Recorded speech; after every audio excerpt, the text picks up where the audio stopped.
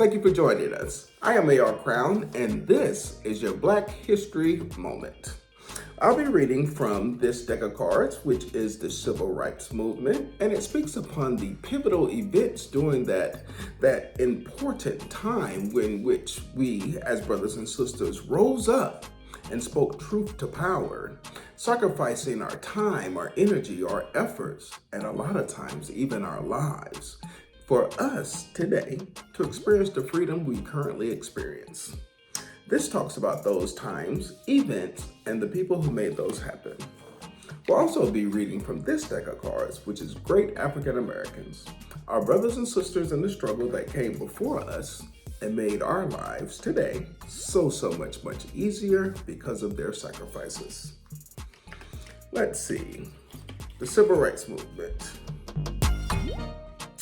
This is a picture of brothers sacrificing themselves to have sit-ins in all-white restaurants where blacks were not allowed to enter the front doors nor sit at all-white counters.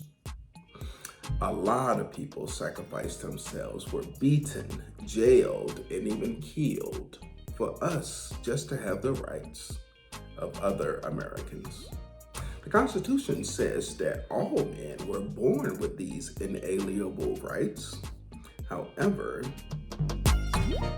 it's difficult to believe what they say when we see what they do. So let us begin reading. Sit-ins. On February 1st, 1960, 4 black students from North Carolina Agricultural and Technical College, Joseph McNeil, Franklin McCain, David Richmond, and Ezell Blair Jr. sat down at a Woolworth's lunch counter in Greensboro, North Carolina, where they were refused service. Nonetheless, they did not leave. The next day, Ronald Martin, Robert Patterson, Mark Martin, shown in this photograph, these 3 gentlemen, sat in at the lunch counter for the entire day.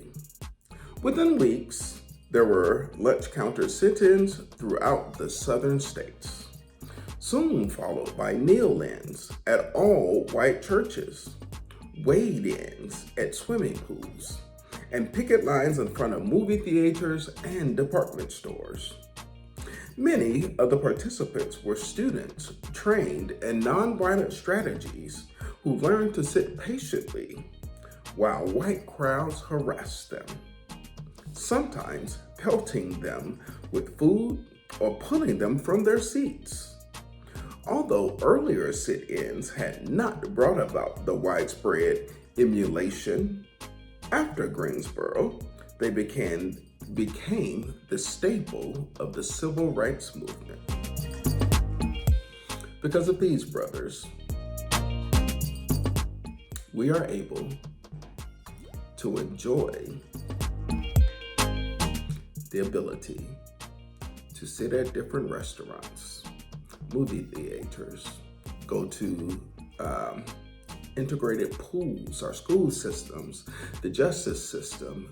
So many systems have been infiltrated and defeated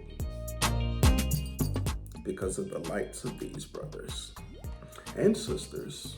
And yes, there were many white allies who saw the truth and were fed up with the lies of the white establishment, which they were a part of. But that's the power of God. That's the power of truth. That's the power of love. To allow you to have the compassion in your heart to sacrifice yourself for the betterment and benefit of others. We can learn quite a lot from those brothers and sisters, both black and white, and build upon that bravery to make tomorrow a better day.